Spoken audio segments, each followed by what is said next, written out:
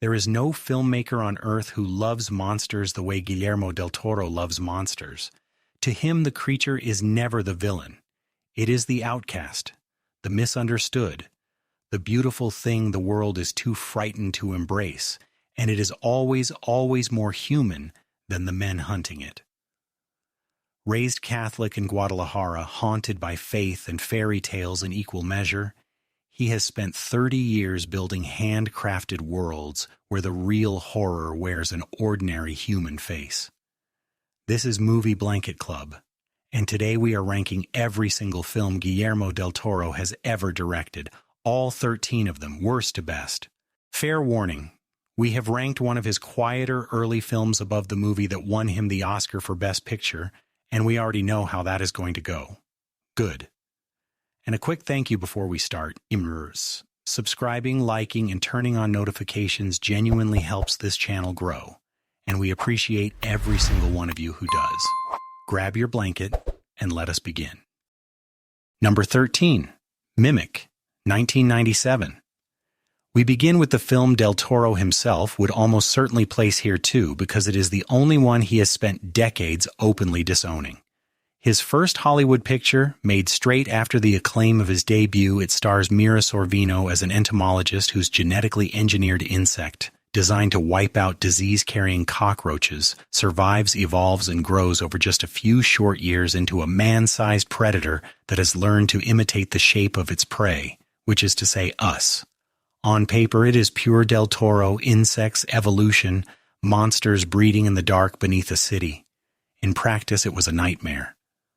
The Weinstein seized control of the production, overruled him at every turn, recut the film, and fired his collaborators, and the young director has said the whole experience nearly ended his career and his love of filmmaking entirely. And yet, watch closely, and his fingerprints are still smeared across every frame. In the cathedral gloom of the flooded subway, the fetishistic beauty of the creature design, the tenderness he keeps sneaking toward even his monster. A later director's cut restored some of his original vision and is markedly better than the version that limped into cinemas, but it remains the compromised one, the film assembled by committee rather than made by an artist, and its chief importance is what it taught him. The story of its making has become almost as famous as the film. Del Toro was 29, fresh from a Cannes Prize, and utterly unprepared for a Hollywood system that treated a director as a hired hand to be overruled at will. He has spoken of standing on set in tears, of being told his ideas were worthless, of nearly abandoning cinema altogether. Chris and Bob Weinstein wanted a lean creature feature, and had no patience for his melancholy, his Catholic symbolism, or his insistence that the audience actually feel something for the bug.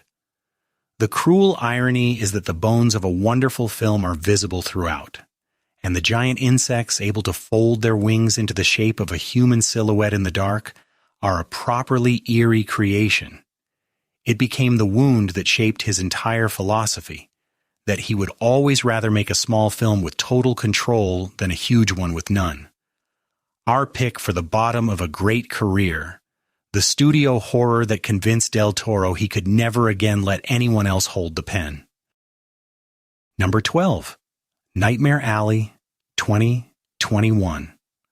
The great outlier of his entire filmography and the only Del Toro film with no supernatural element whatsoever, not a single ghost, faun, or fairy anywhere in sight. Adapted from a 1940s noir novel, it follows Bradley Cooper as an ambitious drifter who joins a traveling carnival, learns the tricks of a fake mentalist, and climbs into high society by convincing the rich and the grieving that he can speak to their dead, until his own bottomless greed and a coldly brilliant psychiatrist played by Cate Blanchett set a trap he cannot escape. It is gorgeous, meticulously designed, and stacked with talent. Willem Dafoe, Toni Collette, Rooney Mara, and Richard Jenkins all turning up in support. It flopped badly, released into a pandemic winter with a story about a con man, no creatures to sell on a poster, and a bleak 2.5-hour running time that tested even his admirers. And it is arguably too controlled, too handsome for its own good, a film you admire more than you actually feel. But its final scene is a gut punch of pure noir cruelty, one of the darkest endings he has ever committed to film, landing on a single line that recontextualizes the whole story. Cooper's slow descent from charm to ruin is quietly tragic, and the point Del Toro is making could not be clearer, that the scariest monster in his whole body of work is an ordinary man who has finally run out of lies. It exists, in effect, in two forms, because Del Toro completed the film in color and then assembled a stark black and white version he considers the definitive cut, a director so in love with his own material that he made it twice. The carnival scenes drew on his encyclopedic knowledge of sideshow history, and the geek, the pitiful man paid to bite the heads off live chickens for a jeering crowd, is the film's true engine, a warning about exactly how low a desperate person can be driven. The novel had been filmed once before, in 1947, and heavily censored, and Del Toro made a point of restoring every ounce of its cruelty. Cooper reportedly stepped in after the production lost its original lead and threw himself into the drifter's hollow ambition with a rawness he rarely shows. It is the work of a master quietly flexing muscles nobody knew he had. Our pick for the most elegant entry, the monster-free noir, where the creature in the dark turned out to be simple human ambition. Number 11, Blade 2, 2002. After the misery of Mimic, Del Toro rebuilt his shattered confidence with the most purely commercial film he has ever made, and by every account had an absolute blast doing it. Wesley Snipes returns as the half-vampire vampire hunter Blade, this time forced into an uneasy alliance with the very vampires he hunts, in order to fight a new mutated strain called the Reapers, monstrous creatures with hinged, splitting jaws that feed on vampires and humans alike. On the surface, it looks like a director for hire simply cashing a large check, a loud, slick, gleefully violent comic book action film. But look closely at the Reapers, that unfolding three-part mouth, the careful biology of the infection, the sympathy the film keeps sneaking toward its monstrous antagonists, and it is unmistakably his. Del Toro used the studio's money and Snipes' franchise to smuggle in his own lifelong obsessions, and the creature design here fed directly into everything he built afterward. The human plot is thin, and the early digital effects have not aged gracefully, but it is enormously entertaining, sharper and stranger than the first Blade, and better than almost any comic adaptation of its era. And it did the one thing he desperately needed. It proved he could deliver a genuine hit on someone else's terms without disappearing into the machine. The film is also a crucial document of his method, because Del Toro storyboarded and designed the Reapers himself, working with the effects team to give the creatures a plausible anatomy rather than mere shock value. He has often said this was the shoot where he finally learned how to run a large machine without being crushed beneath it, the exact lesson Mimic had failed to teach him. Snipes and the director did not always see eye to eye, and the stories from that set have grown steadily more colorful over the years. But the finished film crackles, its vampire nightclub and its autopsy scene and its final creature reveal all unmistakably his, and it made enough money to buy him the freedom to make the film he truly wanted next. Without the confidence Blade 2 restored to him, there may well have been no Pan's Labyrinth at all. It is the sound of a wounded artist getting his legs back under him. Our pick for the most underrated blockbuster entry, the vampire sequel, where a wounded artist quietly rediscovered his own teeth. Number 10, Pacific Rim, 2013. Del Toro's thunderous love letter to the Japanese monster movies of his childhood, and the biggest, loudest, most expensive film he has ever been handed. In a near future where colossal kaiju rise from a rift on the ocean floor, humanity fights back with equally colossal piloted robots called Jaegers, each one steered by two minds joined together in a neural bridge. The human drama is broad, and the dialogue is functional, a deliberate throwback to the earnest register of the anime and the Toho films that inspired it. and viewers who wanted complexity found it thin. But that sincerity is the entire point. Del Toro staged his rain-soaked, neon-lit robot versus monster battles with a craftsman's precision and a child's undiluted sense of wonder, and every colossal blow lands with real, satisfying weight. Idris Elba delivers a speech about canceling the apocalypse that has outlived the film around it. It is spectacle built by someone who adores this whole genre down in his bones, and it shows in every frame, in the way the camera lingers on scale, on rain, on the sheer physical joy of two giants grappling in the sea. It underperformed in America and became a huge hit abroad, especially in China, enough to spawn a sequel and an animated series. Del Toro filled it with tiny, loving details that reward the devoted, giving each Jaeger a name and history and each kaiju the design of a distinct species, and making the pointed decision that the two pilots must be perfectly compatible partners rather than lone heroes, a deliberate rejection of the usual action movie worship of the individual. He cast Rinko Kikuchi as a full co-lead with a full arc rather than a love interest, and Charlie Day and Bern Gorman as bickering scientists who carry the comedy. Its box office shortfall in America deeply wounded him, but its enormous overseas success, especially in China, kept the world alive. He handed the sequel to another director, and it lacked his warmth entirely, which only proved how much of this film had been him all along. It stands as the clearest possible expression of his belief that spectacle and sincerity were never opposites. Our pick for the most joyous entry, the giant robot blockbuster that finally let a lifelong fan build the enormous toys he had been dreaming about since he was a boy. Number 9. Frankenstein, 2025. The newest film on this list, and in many ways the one Del Toro was born to make, a project he chased for more than 2 decades before Netflix finally handed him the money to build it.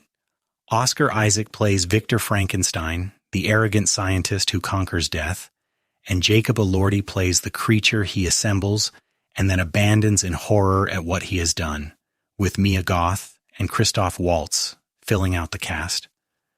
Del Toro has said flatly that he did not make a horror film, that he never makes horror films, but rather an intensely personal story about fathers and sons, about creation and rejection, about a monster who is more human and more wronged than the man who made him, which is, of course, the theme of his entire career finally stated in its purest possible form.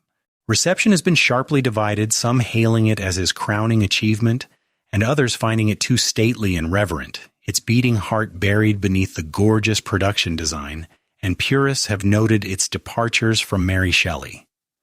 But Elordi's creature is extraordinary, a performance of aching soul under monstrous makeup that critics singled out as the soul of the film, and the whole thing is drenched in the hand-built Gothic beauty that only Del Toro can conjure. It is the culmination of a lifelong obsession, the story that every one of his other monsters was quietly rehearsing. The project carries a tortured history that mirrors the novel's own themes almost too neatly. Del Toro first tried to mount it years ago with a different star in a different studio, watched it collapse, and simply refused to let it die, treating the material with the reverence of a man who has kept his copy of Shelley's book since childhood. He built enormous practical sets, dressed the creature in prosthetics rather than pixels, and pushed his Gothic craft to its absolute limit. Whether or not it proves to be his finest film, it is unmistakably his most heartfelt, the story he has said for years he needed to tell before any other. The very debate around it, master statement or handsome disappointment, is exactly the argument a personal and uncompromising work is meant to provoke, and it will be relitigated for years to come. For a director who has spent his whole life on the monster side, this was always going to be the summit. Our pick for the most personal entry, the film where a director who spent 30 years defending misunderstood creatures finally told the story of the very first one. Number 8. Guillermo del Toro's Pinocchio, 2022. He put his own name directly in the title, and with very good reason, because this stop-motion marvel is among the most personal films he has ever made, and it won him the Academy Award for Best Animated Feature. Reimagining the fairy tale in fascist Italy under Mussolini, it transforms the story of a wooden boy who longs to be real into a devastating meditation on mortality, obedience, and unconditional love, the puppet's inability to die becoming a curse far more than a gift. The voice cast includes Ewan McGregor, David Bradley, and Christoph Waltz. It took years to complete, animated frame by painstaking frame, and its darker, sadder register truly surprised parents expecting the sanitized Disney version, some finding it far too bleak for the children it appears to be aimed at. But that refusal is exactly its ambition, a children's film that will not lie to children about death, and its emotional climax is quietly shattering. Del Toro has said he identifies with Pinocchio completely, the strange creature who disobeys, who is rejected, who is loved in spite of everything, and every puppet on screen is a tiny handmade sculpture built with obsessive care. It argues, beautifully and without flinching, that a life matters precisely because it ends. Del Toro co-directed it with the veteran stop-motion artist Mark Gustafson, and the two spent the better part of a decade willing it into existence after studio balked at an animated Pinocchio that dealt this openly with death and fascism. Setting it under Mussolini was no gimmick because the film draws a direct line between the demand that a puppet obey without question and the demand a dictatorship makes of its citizens, and Pinocchio's disobedience becomes a small but real act of moral courage. The choice to make his immortality a source of grief rather than wonder, forcing him to watch everyone he loves age and die while he cannot, is the boldest idea in any version of the story ever filmed. It swept the animation prizes that year, beating far larger studio productions, and vindicated everyone who had argued that stop motion could carry the full weight of tragedy. It is a monument assembled one painstaking frame at a time. Our pick for the most heartbreaking entry, the animated fairy tale that used a little wooden boy to say everything Del Toro believes about the terror and the gift of being alive. Number 7, Hellboy, 2004. The film that let Del Toro bring one of his great loves, comic books, roaring to the screen, and that cast the actor who would become his most important collaborator. Ron Perlman is perfect as Hellboy, a demon summoned to Earth by Nazis as an infant, raised by a kind professor to become a wisecracking, cat-loving, cigar-chomping paranormal investigator who fights monsters while filing the horns off his own head to look a little more human. It is a comic book film unlike any other of its moment, far less interested in wall-to-wall action than in character, humor, and heart. And Perlman's grumpy, lovelorn demon is one of the most instantly likable heroes the genre has ever produced. The plot, involving Rasputin and a clutch of Lovecraftian tentacle gods, is fairly standard blockbuster machinery, but everything around it sparkles. The design, the wit, the aching, doomed romance between Hellboy and the woman who bursts into flame, and above all the film's central idea, that a literal demon can simply choose to be good, that what defines you is never what you are, but only what you do. It was a modest hit that grew into a deeply beloved cult favorite, and Del Toro fought for years, ultimately without success, to complete the trilogy his own way. Del Toro fought Columbia Pictures hard to cast Ron Perlman, whom the studio regarded as box office poison, and flatly refused to make the film without him, a stubbornness that would define their entire partnership. He designed Hellboy's world as a place where the sacred and the pulpy sit comfortably side by side, Nazi occultists and clockwork assassins and a fishman who reads books in the bath. Mike Mignola's original comic handed him a rich sandbox, and Del Toro treated the source with obvious devotion while making it wholly his own. The film's warmth flows from its refusal to treat its heroes as gods. They are lonely, damaged people who happen to fight demons for a living, and Hellboy's yearning to be accepted by a world that flinches at the sight of him is pure Del Toro. Its cult only swelled with time, and the fans' decade-long campaign for a third film that never arrived is a testament to how deeply this odd, tender blockbuster landed. Our pick for the most lovable entry, the superhero film about a big red demon slowly learning that being a monster and being a hero were never once mutually exclusive. Number 6, Hellboy 2, The Golden Army, 2008.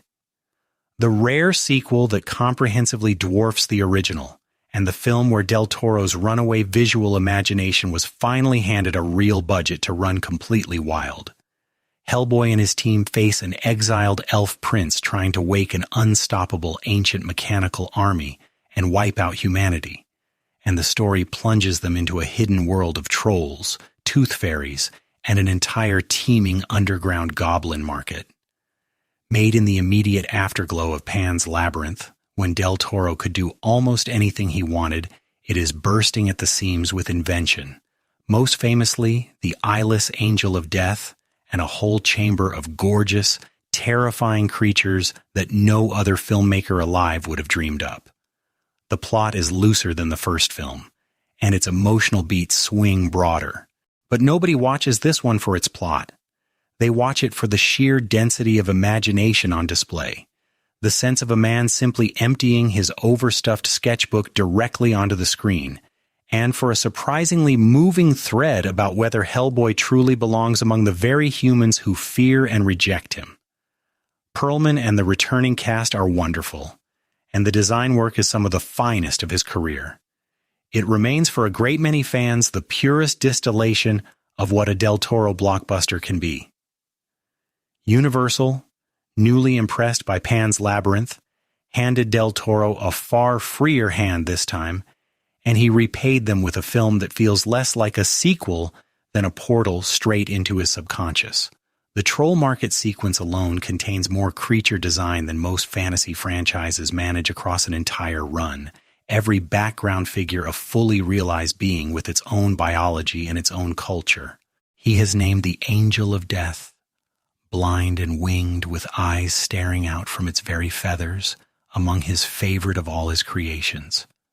The film also deepens Hellboy's central ache, forcing him to confront the fact that saving humanity may mean protecting the exact people who would run screaming from him, a bitterness the first film only hinted at. It underperformed by just enough to kill the planned trilogy, one of the great what-ifs of modern genre cinema. What survives is a pure, uncut dose of Del Toro's imagination at full and glorious pressure. Our pick for the most gloriously imaginative entry, the sequel that turned a comic book franchise into a wall-to-wall parade of the strangest and most beautiful monsters he ever built. Number 5, Crimson Peak, 2015. Del Toro insisted from the start that this was a gothic romance with ghosts rather than a straight horror film, and that single distinction is the key to loving it. An American heiress, played by Mia Wasikowska, marries a charming, impoverished English baronet and is swept away to his vast, rotting mansion, a house that literally bleeds red clay up through the floorboards and hides the dead in its crumbling halls. Tom Hiddleston and Jessica Chastain smolder as the siblings guarding terrible secrets. Audiences arriving for a fright machine walked away disappointed, and the central mystery is fairly transparent early on, but as a pure feast for the eyes, there is simply nothing else quite like it. Because the house, Allerdale Hall, is among the most magnificent sets ever constructed for the genre. A full 3-story practical build with real falling snow and dead leaves drifting down through its collapsed roof. Del Toro is entirely serious that the ghosts here are not the danger at all, that the living are, and that the ghosts are in fact tragic victims trying desperately to warn the heroine of what she has walked into. It is a lavish, swooning, blood-red Valentine to Gothic literature, the Brontes and Shelley and Radcliffe rendered in candlelight and clay and gore. It flopped on release, and its reputation has climbed every year since. The film is Del Toro's most explicit tribute to the Gothic novels he devoured as a boy, and he salted it with references only a true obsessive would ever catch. He has explained at length that the ghosts are red because they are made of the same clay that stains the snow, that the house itself has lungs and blood, that the whole design scheme travels from warm gold in the early scenes to a cold, murderous blue as the trap finally closes. Wasikowska's heroine is a writer of ghost stories who keeps insisting her manuscript is not a ghost story, but a story with ghosts in it. Del Toro winking directly at his own film. Its commercial failure badly stung, missold by a campaign that promised a straightforward fright machine. But among those who love it, the devotion runs very deep, and its fingerprints are all over the recent wave of lavish Gothic revival. It is a film to get pleasurably lost inside rather than simply frightened by. Our pick for the most ravishing entry, the haunted mansion romance that is itself the single most beautiful object in his entire filmography. Number 4. Cronos, 1993. His debut feature, made in Mexico for almost nothing, and already, astonishingly, a fully formed Del Toro film, containing in miniature nearly every theme he would spend the next 30 years chasing. An elderly antiques dealer discovers a golden clockwork device, the Cronos, that grants eternal life by slowly turning its user into something very much like a vampire, while a dying industrialist will stop at nothing to take it from him. Federico Lupi is deeply moving as the old man, and a young Ron Perlman turns up as the industrialist's brutish nephew, beginning a partnership that would go on to define both their careers. What makes it remarkable is how tender it is, because this is a vampire film built around a grandfather's love for his granddaughter, about the horror and the awful temptation of not dying, about a monster who is really just a frightened old man clinging to the people he loves. Made when Del Toro was barely out of his 20s, it announced a major new voice, won the International Critics Prize at Cannes, and locked in his lifelong obsessions all at once: insects and clockwork, Catholicism and decay, the monster as an object of pity rather than fear. It is quite astonishing that a first film could arrive this assured, this personal, this complete. The film emerged from a Mexican industry where almost nothing like it was being made, and Del Toro funded parts of it by mortgaging what he had and calling in every favor he owned, an early sign of the obsessive he would always remain. Its vampire mythology is entirely his own invention, mechanical rather than supernatural, a golden scarab housing a living insect that must be wound like a watch, fusing his twin loves of entomology and clockwork into a single unforgettable object. Federico Lupi would go on to become a recurring presence in his cinema, a grandfatherly figure of quiet dignity. Critics abroad were stunned that a debut could be this controlled, and it took the top prize in the Cannes Critics Week, launching him onto the world stage overnight. Watching it now after everything that came after is like finding the seed of an entire forest, every later obsession already visible in its very first shoots. Our pick for the most impressive debut in his filmography, the tiny Mexican vampire film that already contained the whole of Guillermo del Toro folded up inside it. Number 3, The Shape of Water, 2017. The film that finally won Del Toro the industry's highest honor, taking 4 Academy Awards including Best Director and Best Picture, and vindicating 3 decades of a man insisting to anyone who would listen that his monsters were beautiful. Set in 1960s Baltimore at the frozen height of the Cold War, it follows a mute cleaning woman played exquisitely by Sally Hawkins who works in a secret government laboratory and falls in love with the amphibious creature they are holding captive and torturing there. Michael Shannon is flatly terrifying as the all-American agent determined to destroy it. It is, at its heart, a fairy tale for adults, a story about the outcasts of its era, the mute, the immigrant, the queer, the invisible cleaner, finding kinship with the ultimate outsider, the creature from the Black Lagoon rewritten at last as a romantic lead. Some find its politics a little tidy and its villain drawn a shade too broad. But its craft is flawless, its warmth is total, and it is the single purest statement of Del Toro's lifelong thesis that the real monsters are always the men with power, and that love across difference is the only thing truly worth fighting for. That an unapologetic monster lover's fairy tale won Best Picture at all remains one of the great feel-good stories in modern Hollywood. The film's origins reach all the way back to Del Toro's childhood, when he watched the creature from the Black Lagoon swim beneath a woman and desperately wished the two of them would simply end up together, a wish he then waited half a century to finally grant.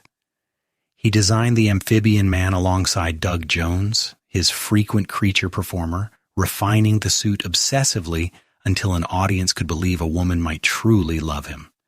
He set the story in a meticulously recreated 1962 America precisely so its outsiders could stand against the cruelties of that era. To win Best Picture with a film about a mute woman romancing a fish god was, by any measure, an astonishing outcome, and Del Toro used his acceptance speech to speak directly to young genre filmmakers, telling them the fantastic was worthy of the very highest art. It was the establishment at last embracing everything he had spent a lifetime being told was childish. Few victories in modern cinema have ever felt so richly earned. Our pick for the most acclaimed entry, the creature romance that took everything Del Toro had ever believed and made an entire industry stand up and applaud it. Number 2, The Devil's Backbone, 2001. And here is our most contentious call of the entire list, because we have ranked this above the film that won him Best Picture, and we will happily make the case. Del Toro himself has often described this as the male companion piece to Pan's Labyrinth, and to a great many devotees it is quietly the more perfect film of the two. Set in an isolated orphanage during the dying days of the Spanish Civil War, with an unexploded bomb buried upright in the courtyard, it follows a young boy who arrives to find the place haunted by the ghost of a murdered child, though the real horror comes not from the dead at all, but from the living, a cruel young caretaker whose greed and violence come to threaten everyone under that roof. It is a ghost story, a war film, and a coming-of-age tragedy braided together with extraordinary control, and its central idea, delivered in quiet voiceover, that a ghost is a moment of terrible pain condemned to repeat itself over and over, may be the single most beautiful definition of a haunting ever put on film. Made on a modest budget between his Hollywood jobs, it is Del Toro working in his purest register in Spanish about childhood war and the way violence echoes down the years to poison the innocent. Its ghost, pale and forever leaking blood into the water, is one of his finest and saddest creations. Del Toro made it after the bruising Hollywood years, returning to Spanish-language filmmaking as a kind of homecoming, produced by Pedro Almodóvar's company, which granted him rare creative freedom. He has called it one of the most personal films he will ever make, and the bomb standing in the courtyard, diffused but never removed, is one of cinema's great images of a trauma that a community simply learns to live alongside. The film treats its child characters with total seriousness, refusing ever to condescend to them, and its villain, the young caretaker Jacinto, is a chilling study of how poverty and humiliation can slowly curdle into cruelty. It forms, together with Pan's Labyrinth, an unofficial diptych about children navigating the horrors of fascist Spain, and Del Toro has said the two films quietly complete each other.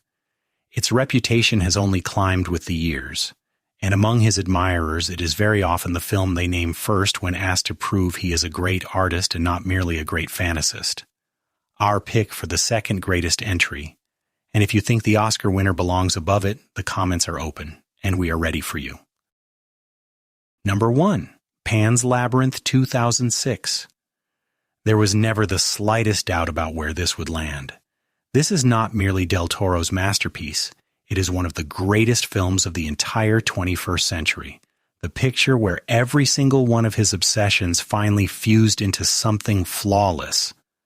Set, like The Devil's Backbone, in the grim aftermath of the Spanish Civil War, it follows Ophelia, a young girl who retreats from the brutality of her new stepfather, a sadistic fascist captain, into a dark fairy tale world of fauns, fairies, and terrible tasks, a world that may be her salvation or may be entirely inside her own head.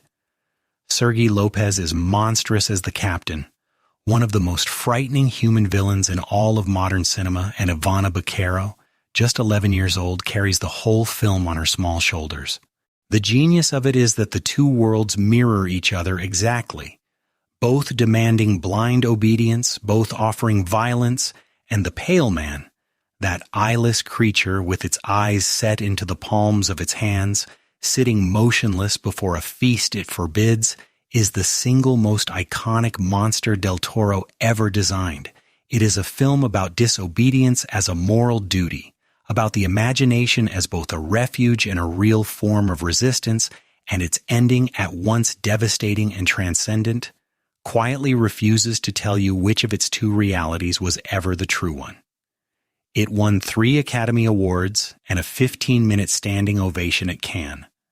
Del Toro wrote the screenplay by hand in his famous notebooks, filling them with sketches of the faun and the pale man years before a single camera rolled, and he has said he poured everything he knew into it, convinced it might be the last film he would ever be allowed to make. He put his own money in when the budget fell short and took no salary at all.